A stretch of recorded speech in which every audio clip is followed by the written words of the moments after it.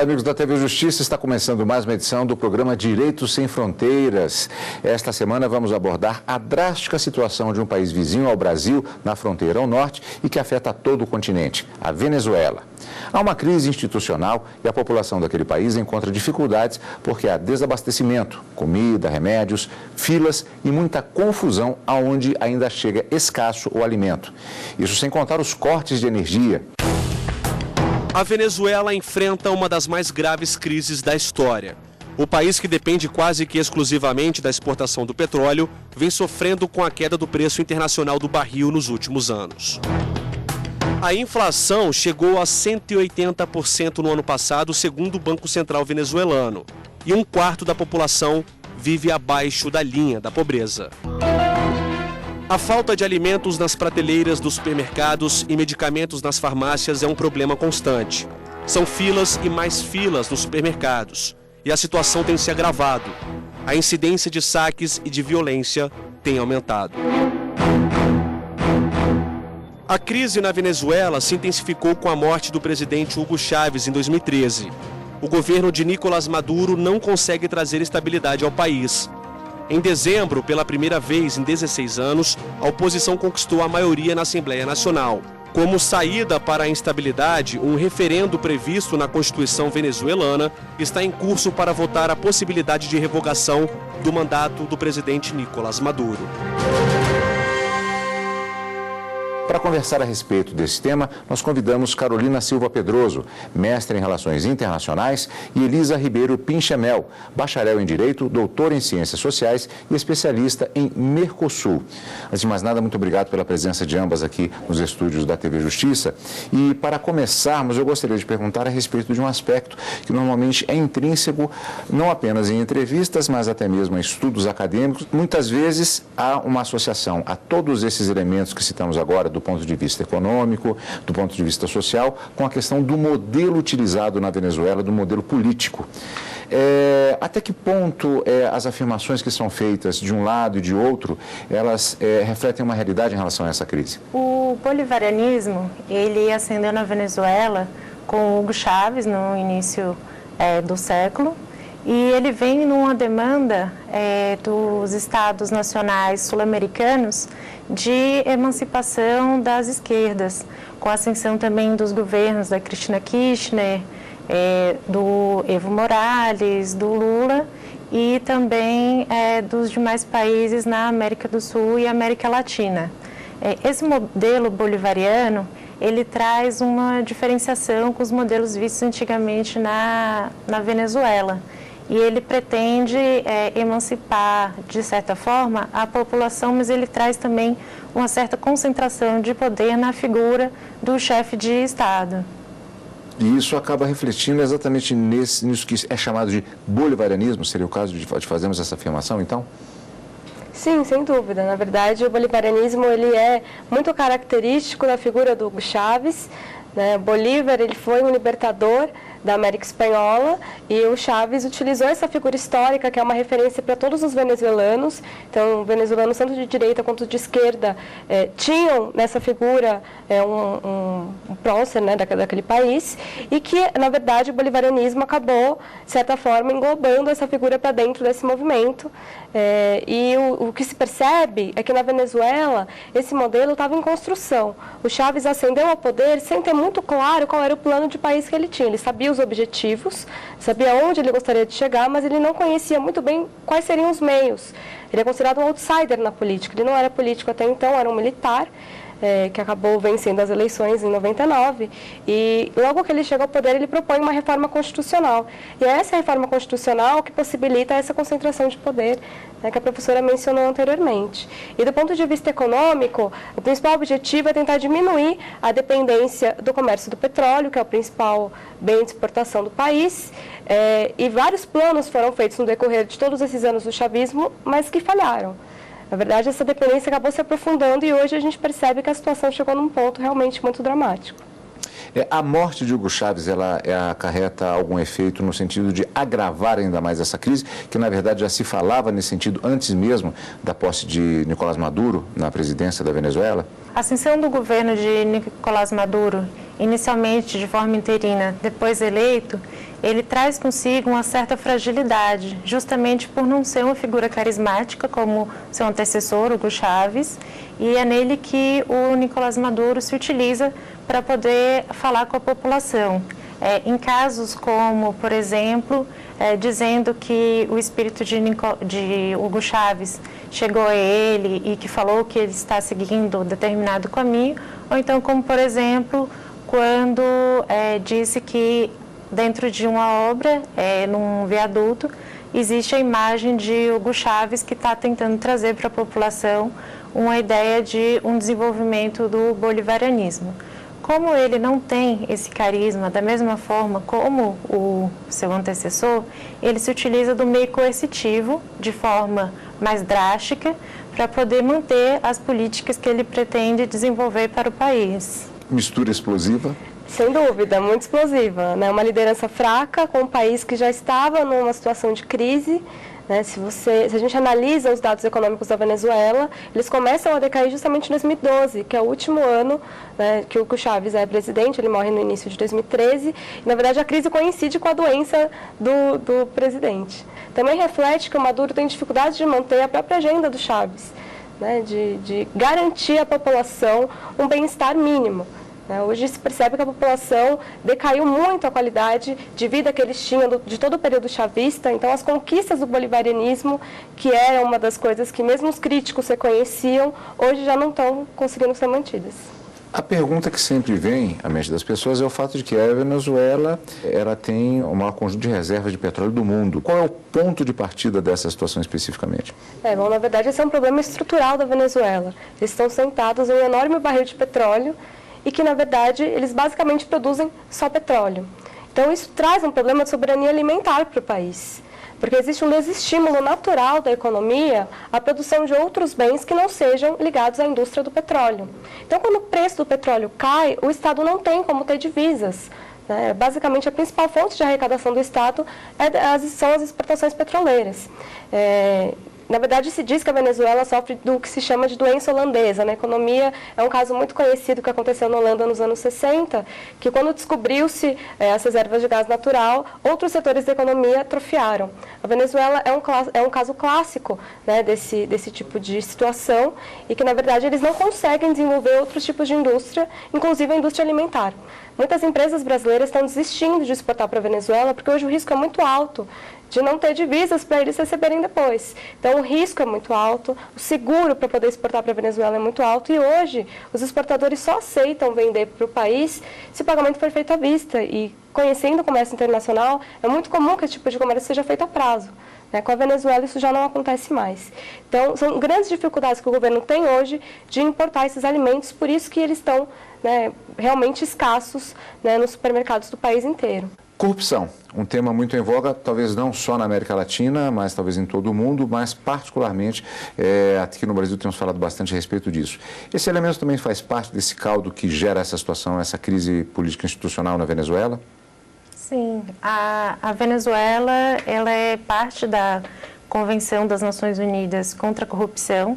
A Transparência Internacional, no ano passado, fez uma avaliação do índice de corrupção nos países do mundo, e a Venezuela tem a pior situação das Américas, estando nos últimos 10 países com índice de corrupção no mundo.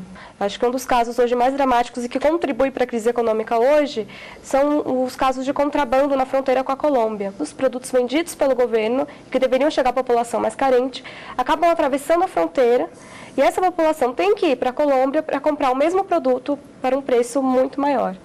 Os colombianos desfrutam, aproveitam, principalmente ali na região fronteiriça, dessa vantagem de ter a Venezuela ao lado. E não são só produtos, gasolina também.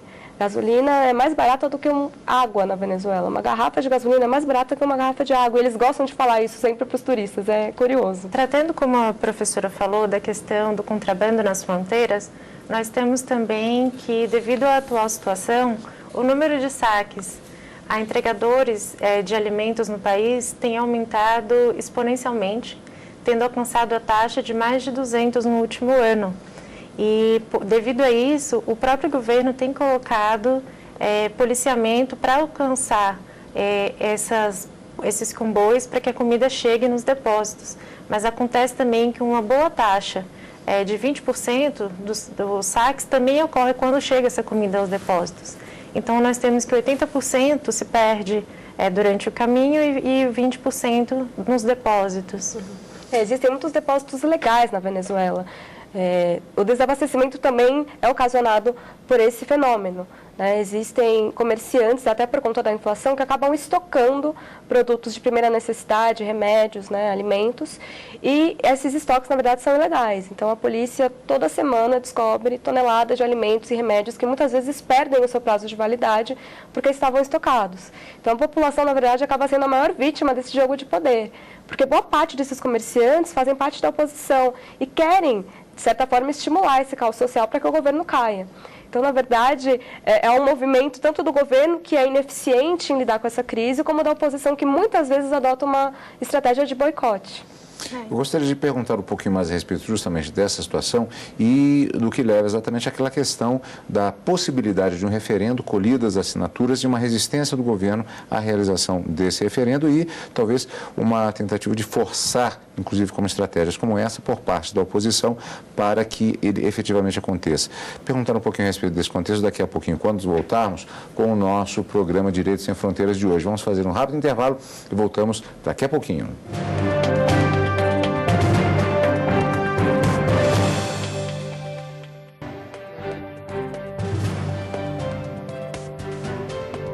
O Direitos Sem Fronteiras está de volta discutindo a grave situação institucional, política e econômica na Venezuela.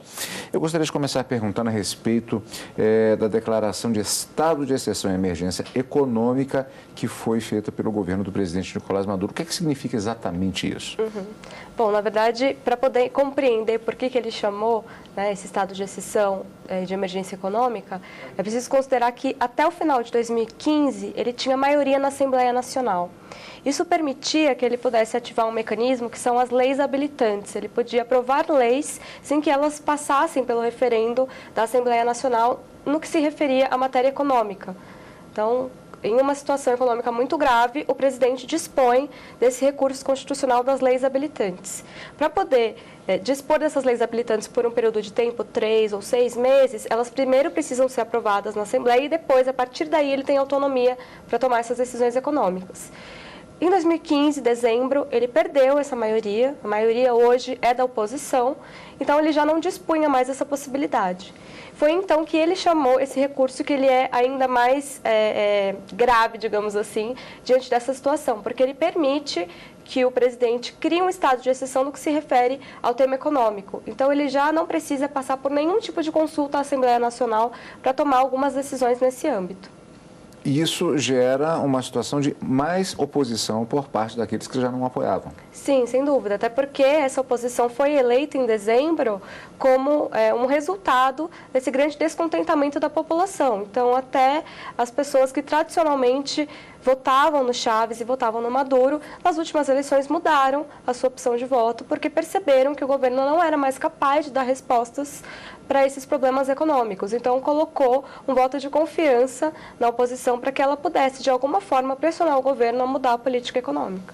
Agora, e nós temos justamente essa situação de referendo, que é uma coleta de assinaturas. O que acontece? O governo ele resiste a essa possibilidade, a oposição tenta forçar até com estratégias, como vimos. É uma queda de braço, na verdade, que nós temos institucionalizada na Venezuela.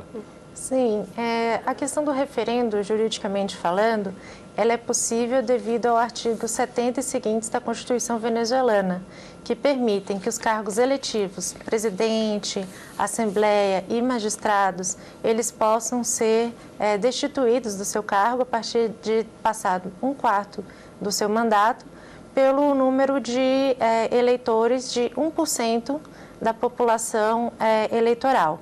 A partir da assinatura de 1% dessa população, há necessidade do apoio de 20% do eleitorado a esse 1% de assinaturas e, em seguida, desse referendo deve participar pelo menos 25% da população, na medida em que o voto ele não é obrigatório para os venezuelanos. É interessante notar que lá na Venezuela, o poder eleitoral é um poder separado dos demais poderes. Existem 5 poderes constitucionais: executivo, legislativo, judiciário, eleitoral e popular. Então, o eleitoral, teoricamente, não deveria sofrer nenhuma influência dos outros poderes. A gente sabe que existe uma relação muito difícil de dizer que existe uma separação de fato entre o executivo e o judiciário, existe uma influência de um sobre o outro. E o eleitoral, apesar de haver denúncias de que existe uma influência muito grande do executivo sobre ele, em todos os momentos ele sempre se mostrou, sempre apresentou os dados, né, que a comunidade internacional considerou verdadeiros das eleições. Então, até as últimas eleições foram acompanhadas pelo Instituto Jimmy Carter, do ex-presidente norte-americano, e que considerou que as eleições foram justas e limpas, e embora o resultado tenha sido muito apertado, a vitória de fato foi do Maduro. Então, por hora, acredita-se que o Conselho Nacional Eleitoral, que é responsável por levar a cabo esse referendo, vai de fato apresentar o resultado real das urnas. O grande medo do chavismo é que ele perca esse mandato, porque se sabe que o descontentamento da população é muito grande. Então, o que o governo tem tentado fazer é tentar dificultar que essas assinaturas sejam colhidas no tempo em que a oposição quer, porque se a oposição conseguir instaurar o referendo esse ano, o Maduro deixa o cargo e são convocadas novas eleições. Mas se eles conseguirem postergar esse processo para o ano que vem, quem assume o cargo é o vice-presidente. Ou seja, não haverá uma grande mudança política, que é o que a oposição espera. Então, por isso que a oposição tem pressa e por isso que o governo cria essas dificuldades. A minha opinião é que o governo não tem como impedir esse processo. Ele está sendo observado pela OEA, está sendo observado pela Unasul, está sendo observado pelo mundo inteiro, a população está pressionando nas ruas também. Então, se o governo fizer alguma coisa que, de fato, impeça a realização do referendo, isso vai ser um golpe contra a própria democracia e vai ser um golpe contra a própria Constituição que o governo diz defender. Existem prazos para a coleta de assinaturas e a realização desse processo? Na verdade, esse processo ele pode acontecer no decorrer de um ano. Então, é por isso que o governo quer que ele ocorra no maior tempo possível e a oposição quer diminuir. Da última vez, a oposição conseguiu realizar esse processo em menos de um ano, ou seja, se o Chávez perdesse o referendo, ele ia ter que sair do poder e convocar novas eleições. Existe alguma possibilidade, por exemplo, da retirada de sanções internacionais, como, por exemplo, a retirada da Venezuela da própria Organização dos Estados Americanos e também, numa linha mais econômica, que abordamos mais no primeiro bloco, a própria situação junto à Organização dos Países Exportadores de Petróleo? Já foi aventado isso do ponto de vista de intervenções internacionais em relação ao que acontece na Venezuela? Sim, a Organização dos Estados Americanos, além de ter enviado uma missão de observação, ela tem discutido, no âmbito do seu conselho, a aplicação ou não da cláusula democrática interamericana, no caso da Venezuela. A cláusula, ela traz, dentro do tratado internacional, várias situações no qual se entende quando é a ruptura da ordem democrática.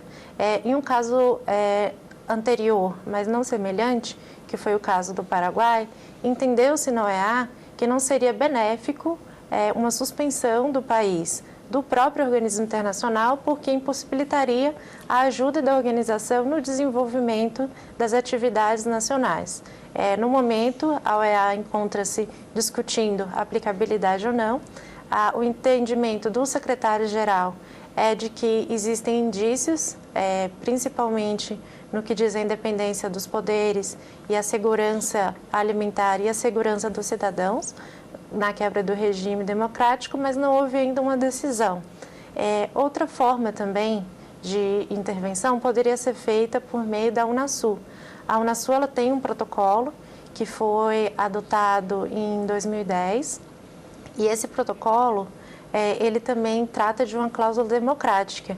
Ele é um pouco mais amplo do que a da OEA, que só prevê a suspensão do país. Ele traz também a suspensão do país, da própria Unasul, mas também as sanções como fechamento de fronteiras, diminuição do comércio, restrição comercial também e a busca por outros organismos internacionais que possam também trazer a cessão. Existe essa participação autorizada pelo próprio organismo internacional para que se busque terceiros para também aplicar sanções. Uma terceira intervenção possível seria no âmbito do Mercosul, que tem o protocolo de Ushuaia, e esse protocolo ele prevê a suspensão também do país, do próprio organismo internacional, e o protocolo de Ushuaia II, que por enquanto não está em vigência, além da suspensão, ele prevê medidas como, por exemplo, a que vê a Unasul, que é a suspensão do comércio e também o fechamento de fronteiras. No âmbito das Nações Unidas, nós temos também que existe a possibilidade de intervenção humanitária, principalmente por causa da situação alimentar da população e de segurança. Mas esse pedido deveria passar pela Secretaria-Geral e pelo Conselho de Segurança, o que no momento não foi aventado. Quem teria iniciativa nesse caso, por exemplo, da intervenção humanitária? Quem poderia pedir que isso acontecesse? O próprio governo da Venezuela? Seria uma intervenção externa? De que maneira se daria isso? Houve pela Assembleia Nacional a aprovação de uma lei de necessidade de ajuda humanitária, mas ela foi tida como inconstitucional pelo Poder Judiciário. Ela teria que ser pedida pela Venezuela, essa intervenção humanitária. Já no caso da Unasul, da OEA e do Mercosul, esse pedido ele pode ser feito pelo próprio país ou então qualquer outro Estado-parte que seja membro do organismo internacional. Então, a comunidade internacional tem que tomar muito cuidado com quais sanções vai impor a Venezuela para que a população não seja ainda mais penalizada nessa situação. Então, eu acho que essa parece ser a maior preocupação de todos os órgãos que estão acompanhando a situação da Venezuela. Estados Unidos foi apontado, particularmente durante o período ainda de Hugo Chávez, como uma entidade em posição antagônica, praticamente uma demonização dos Estados Unidos e, na verdade, vice-versa também. Isso já não tem sido uma característica tão forte assim já do governo Nicolás Maduro. Até há quem fale em termos de uma certa reaproximação, talvez por conta das próprias pessoas que têm sofrido esse governo. De que maneira isso tem se dado? De fato, pode haver alguma coisa nesse sentido ou a intenção dos Estados Unidos é acompanhar e torcer, digamos assim, para que haja o referendo e a realização de novas eleições? Na última assembleia que aconteceu na OEA, ocorreu uma reunião privada entre a chanceler venezuelana e o secretário de Estado dos Estados Unidos. Então, eles tiveram uma reunião que, na verdade, simboliza que eles tiveram ali uma relação diplomática, embora o governo de Maduro e o governo do Chávez já tenham chamado em várias ocasiões os embaixadores de volta para o país, como um sinal de que haveria um corte de relações diplomáticas, mas que nesse momento especificamente os países sentaram para conversar. Embora os Estados Unidos deixe muito claro que ele quer exercer a sua influência sobre o país, enfim, o principal objetivo é que a Venezuela volte a ser um país estável. Na verdade, essa instabilidade ela é maléfica para todos os países das Américas, para nós, para o Brasil, que estamos ali ao lado, para os Estados Unidos também é ruim, porque embora esses dois países tenham mantido essa retórica de hostilidades mútuas, do ponto de vista econômico, os Estados Unidos ainda é um dos principais parceiros da Venezuela. E para eles é muito interessante continuar comprando o petróleo venezuelano. O petróleo que vem do Oriente Médio demora meses para chegar nos Estados Unidos. O da Venezuela demora dias. Um petróleo barato e para eles não é interessante romper completamente essas relações com o país. Bom, é uma situação que nós vamos continuar acompanhando ainda, é claro, porque ela, como a professora bem disse, nos dois depoimentos ficou bastante claro, é algo que interessa a todos, afeta todo o equilíbrio da comunidade internacional, particularmente da América Latina, mas infelizmente o nosso tempo está esgotado. Quero agradecer muito a presença de ambas aqui nos estúdios da TV Justiça, o Direito Sem Fronteiras, que discutiu a origem e os desdobramentos da crise na Venezuela, vai ficando por aqui. Participaram desse debate Carolina Silva Pedroso, mestre em Relações Internacionais, e Elisa Ribeiro Pinchamel, bacharel em Direito, doutora em Ciências Sociais e especialista em Mercosul. Muito obrigado a ambas pela presença aqui nos estúdios da TV Justiça. E você, amigo da TV Justiça, se quiser rever esta e outras entrevistas, acesse o portal tvjustiça.jus.br. Até o próximo Direito Sem Fronteiras. Tchau!